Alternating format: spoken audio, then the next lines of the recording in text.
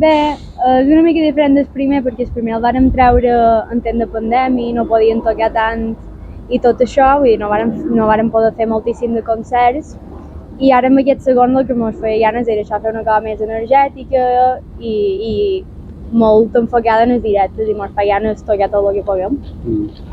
El que passa que el títol despista una mica, no? Sí, això me lo diuen. Era realment també un poc aquest joc, volíem fer una mica d'ironia, jugar un poc amb aquest concepte, que és un concepte molt pessimista, però alhora té un punt d'alegre i d'optimista, de que mira, el manco si te retires a temps, però no té res a veure amb el grup, és simplement una qüestió de joc i dels conceptes en els quals volíem jugar dins del disc. Heu tingut col·laboradors de luxe, no? Sí. I què vos ha suposat aquest tipus de col·laboració? Per nosaltres, increïble, la veritat. En la Maria teníem clar que volíem fer qualque cosa en qualque moment, i quan vàrem muntar aquesta cançó la teníem feta des de feia temps, però sí, quan la vàrem muntar vàrem dir que vàrem trobar tots que li pegava molt i ha volgut cantar i supercontents.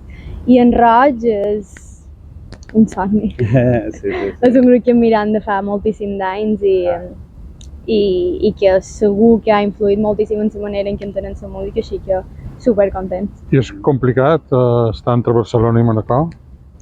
En aquest sentit no massa, perquè en Maria també, per exemple, hem estat fent feina a Barcelona i bé, amb les col·laboracions no ha estat un problema.